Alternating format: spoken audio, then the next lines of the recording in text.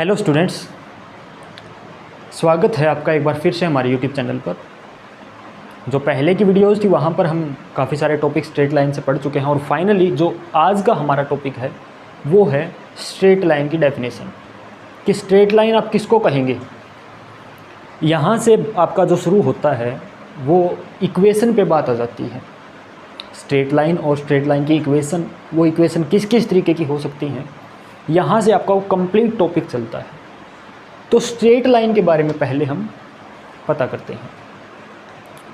इससे पहले straight line से पहले थोड़ा सा और पढ़ लेते हैं इंटरसेप्ट्स के बारे में। इंटरसेप्ट्स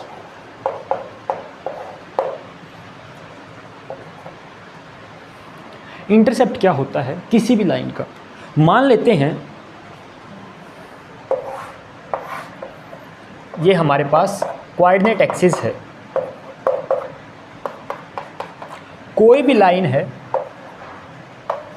वो ओरिजिन से एक्स एक्सिस पर ए डिस्टेंस दूर काटती है और इसी तरीके से ओरिजिन से वाई एक्सिस पर बी डिस्टेंस दूर काटती है।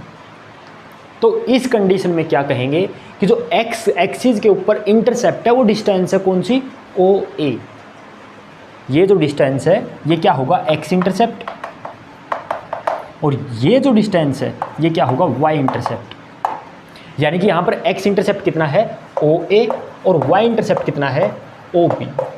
और जो ए बी है पोर्शन ए से बी तक, ये क्या होगा, length intercepted between axis. Length intercepted between axis, axis के बीच में जो लेंथ है लाइन की जो इंटरसेप्ट की गई है दोनों एक्सिस के बीच में। अगर मैं यहाँ पे देखूँ तो पॉजिटिव डायरेक्शन है तो पॉजिटिव साइन आएगा, अगर नेगेटिव डायरेक्शन की तरफ होगा तो नेगेटिव साइन आएगा। एक्स इंटरसेप्ट अगर ओरिजिन से राइट हैंड साइड में है तब क्या कहेंगे, वो क्या है, पॉजिटिव है, और अगर लेफ्ट हैंड साइड में तो नेगेटिव। ऐसे ही अगर वाई एक्सिस पे अपर साइड है तो पॉजिटिव और नीचे है तो नेगेटिव। इस तरीके से हम ये लेंगे। उसके बाद आता है स्ट्रेट लाइन। स्ट्रेट लाइन क्या है, एक कर्व है। एक क्या है, कर्व। और कैसी कर्व है, एक ऐसे कर्व जिसके ऊपर अगर आप किन्हीं भी दो पॉइंट्स को उठाओगे और उनको ज्वाइन करवाने वाला जो लाइन सेगमेंट होगा, अगर वो हमेशा ही उस कर्व के ऊपर हो तब उस कर्व को हम क्या कहेंगे, स्ट्रेट लाइन। समझिए इस बात को। मान लेते हैं कोई भी कर्व है, इसके ऊपर मैंने दो पॉइंट उठा लिए, कोई भी, यहां पर है कोई ए, यहां पर है कोई बी।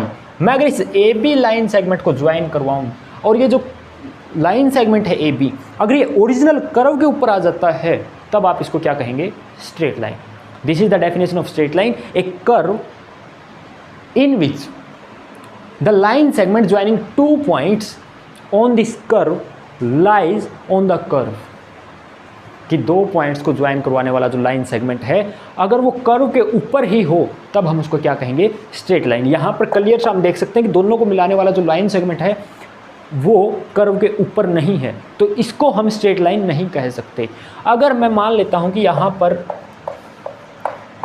कुछ इस तरीके की कोई और कर्व होती, अब यहाँ पर मैं देख सकता हूँ, इसको मान लेते हैं कर्व 1, इसको 2। एक कर्व 1 है आपके पास, एक कर्व 2 है।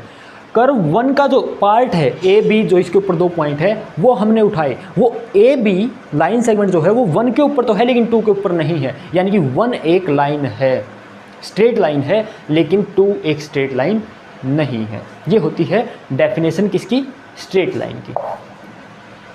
ठीक, इसके बाद बारी आती है इक्वेशन की कि स्ट्रेट लाइन तो ठीक है, जो स्ट्रेट लाइन की इक्वेशन आपने 10th क्लास में भी पढ़ी या उससे पहले भी आपने देखा।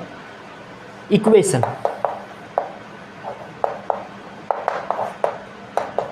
इक्वेशन होता क्या है ये आप पहले बचपन से ही पढ़ते आ रहे हैं। जब से आपने अलजेब्रा पढ़ना शुरू किया था वहीं से आप इक्वेशन से फैमिलियर होंगे। इक्वेशन क्या होता है, जितने भी पॉइंट किसी भी कर्व के ऊपर, इक्वेशन की बात कर रहा हूँ मैं, स्ट्रेट लाइन की बात नहीं कर रहा अभी, जितने भी पॉइंट्स किसी भी कर्व के ऊपर लाई करते हैं वहाँ पर जो डिपेंडेंट और इंडिपेंडेंट वेरिएबल्स हैं उनके बीच में आपस में रिलेशनशिप क्या बनता है उसको बोलते हैं इक्वेशन। या फिर एक सिंपल सी definition, any condition for variables, कि जो आप वेरिएबल्स के साथ डील कर रहे हैं उनके लिए जो कंडीशन बनती है उसी को क्या बोलते हैं, इक्वेशन। अब यहाँ पर आपके पास बनता है equation of straight line. Straight line की इक्वेशन क्या होगी? स्ट्रेट लाइन की इक्वेशन का मतलब क्या है? An equation that represent the relation between both the coordinates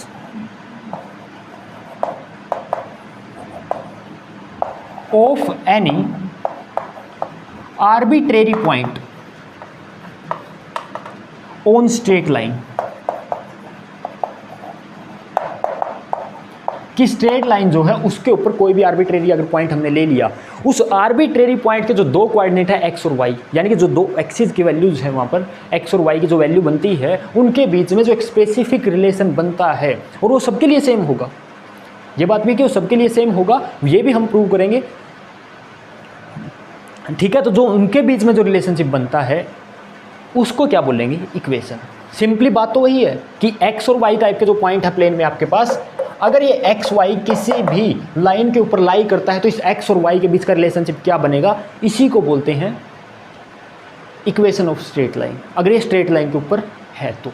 इसके बाद आप एक इक्वेशन पढ़ते आते हैं, a x plus B Y plus C is equal to 0। 10th class में भी आपने पढ़ा होगा। ये क्या होता है, general equation of straight line. क्या होता है ये, general equation of straight line, a x plus B Y plus C is equal to 0। अब ये जनरल इक्वेशन कहाँ से बनी है भी कि नहीं, इससे रिगार्डिंग आपके पास है एक थ्योरम। थ्योरम कौन सी है, prove that a x plus B Y plus C is equal to 0 is the equation of a straight line. ये आपको प्रूव करना है कि a x plus B Y plus C is equal to 0, इस type की जितनी भी equation होंगी वो स्ट्रेट लाइन की इक्वेशन होंगी। देखिए किस तरीके से, डेफिनेशन ध्यान रखिएगा स्ट्रेट लाइन की।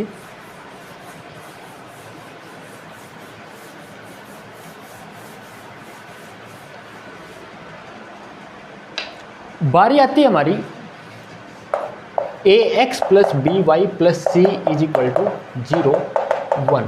मान लेते हैं ये हमारे पास कोई भी जनरल इक्वेशन है, किसी का भी हमको पता नहीं है स्ट्रेट लाइन है या नहीं, क्या है हम नहीं जानते। ठीक, हमने मान लिया कि कोई भी जनरल इक्वेशन है, दो वेरिएबल्स की इक्वेशन है, यहाँ पर ए बी और सी कॉन्स्टेंट्स हैं और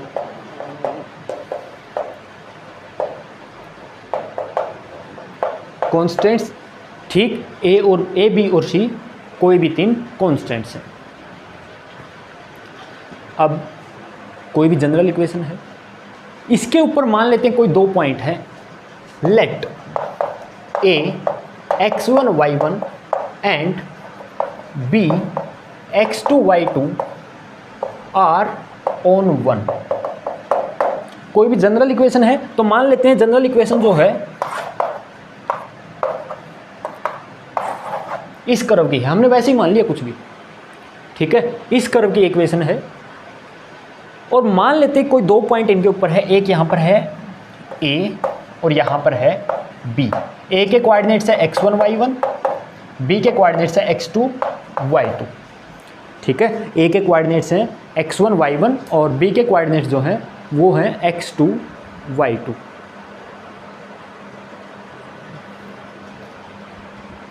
इसके बाद अगर a और b इन कर्व के ऊपर हैं तो एक बात तो सिंपल सी है, क्या कि a and b satisfy 1, equation 1 को सेटिस्फाई तो करेंगे ये अगर इसके ऊपर है तो।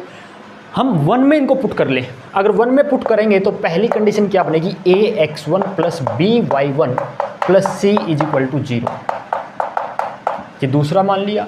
और इसी तरीके से a x2 plus b y2 plus c is equal to 0, ये इक्वेशन हो गई हमारे पास 3, कि अगर दोनों पॉइंट्स इस कर्व के ऊपर हैं, इस कंडीशन को फॉलो करते हैं, इस इक्वेशन को फॉलो करते हैं, तो जब दोनों को हम इक्वेशन में रखेंगे तो तब वैल्यू क्या होगी, 0।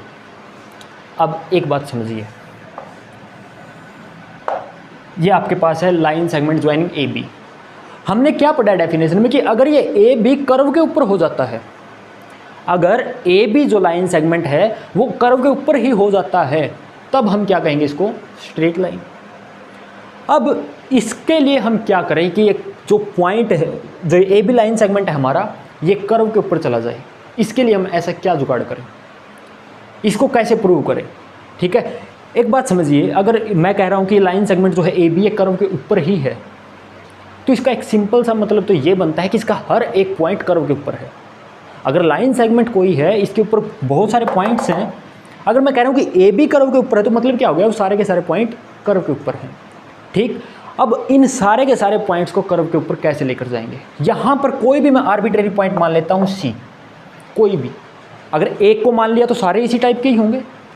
और ये सी जो है ए बी को k/1 में डिवाइड करता है, मान लिया किसी भी डेफिनेट रेशियो में सी ए बी को डिवाइड कर रहा है इंटरनली। सेक्शन फॉर्मूला आपने पढ़ा होगा, सी के कोऑर्डिनेट्स निकाल लेते हैं। कोऑर्डिनेट्स ऑफ सी, सी के कोऑर्डिनेट्स क्या होंगे, kx2 plus y1 divided by k+1 coma ky2, ये x1 ky2 plus y1 divided by k+1। ठीक है, ये क्या होंगे, इसके कोऑर्डिनेट्स होंगे, किसके, सी के।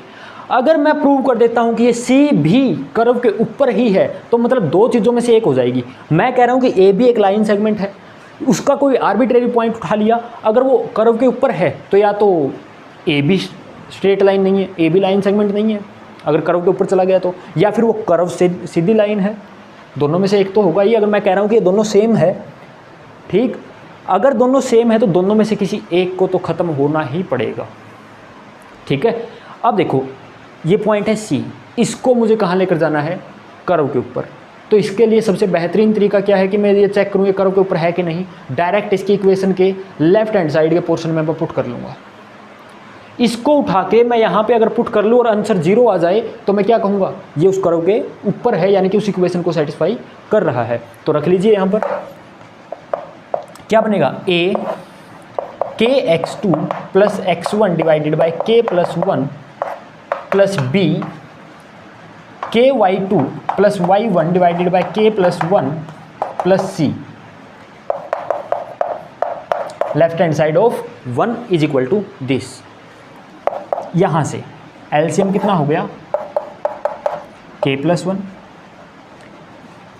akx2 plus ax1 plus bky2 plus by1 plus ck plus c, ये बन गया।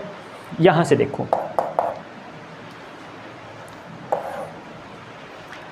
x2 y2 और ck, k तीनों में कॉमन आ रहा है, k कॉमन ले ले, जिसमें k कॉमन आ रहा था उसमें से k कॉमन ले लिया। यहाँ पर क्या बचेगा, ax2 प्लस यहाँ पर by2 प्लस c प्लस जो बाकी बच गई ax1 plus by1 plus c, ये अलग हो गया, डिवाइडेड बाय k+1। ठीक है, अब देखो ax2 plus by2 plus c, ये किसके बराबर था, ax2 plus by2 plus c is equal to 0। क्या हो गया, k into 0 plus ax1 plus by1 plus c, ax1 plus by1 plus c, ये भी किसके बराबर है, 0 के बराबर, डिवाइडेड बाय k+1। ये क्या हो गया, 0 plus 0 divided by something, 0 by something is equal to 0। यानी कि जो लेफ्ट हैंड साइड में आपने जब वैल्यू पुट की, जब सी पॉइंट आपने रखा, तब आपके पास क्या आ गया, राइट हैंड साइड जो आंसर 0 था वो आ गया। इसका मतलब क्या हो गया कि आपका जो ये सी पॉइंट है कहाँ पर है, कर्व के ऊपर है। ठीक, अब जब सी पॉइंट भी वहाँ पर चला गया तो दो कंडीशंस में से एक कंडीशन ही बचेगी, कौन सी, कि या तो ये कर्व है या फिर स्ट्रेट लाइन है, दोनों में से एक तो है ही। एक बात क्लियर सा देखिए, जब हम बात कर रहे हैं कि ए बी कोई भी दो पॉइंट है, दोनों को मिलाने वाला तो हमेशा ही एक लाइन सेगमेंट होगा। लाइन सेगमेंट किसी ना किसी स्ट्रेट लाइन का पार्ट होगा ही होगा, और उसको ज्वाइन करने के बाद उसके सारे के सारे पॉइंट्स कर्व के ऊपर चले गए, मतलब क्या है, वो कर्व गलत है। अगर ए बी लाइन सेगमेंट आपको दिख रहा है तो कर्व कहाँ बची, जो ऊपर वाली कर्व है वो बची ही नहीं। क्यों नहीं बची, क्योंकि ये सारे के सारे पॉइंट हम कह रहे हैं कर्व के ऊपर है, तो कर्व भी एक्चुअल में ये क्या है, स्ट्रेट लाइन ही है। यहाँ से हम क्या लिखेंगे, this implies c lies on the curve 1, our assumption was wrong, कि जो ये कोई भी एक जनरल हमने कर्व मानी थी वो जनरल कर्व नहीं है, ये क्या है, एक स्ट्रेट लाइन ही है। इस तरीके से हम प्रूव कर सकते हैं कि कोई भी जनरल इक्वेशन जो है a x plus B Y plus C is equal to 0 वो स्ट्रेट लाइन की होगी, जहाँ पर ए बी सी कोई भी 3 कॉन्स्टेंट है। और यहाँ से आपके पास इक्वेशन की स्ट्रेट लाइन की दूसरी डेफिनेशन भी बनती है। दूसरी डेफिनेशन क्या है स्ट्रेट लाइन की, द लोकस, रास्ता, path travelled by some point under given condition.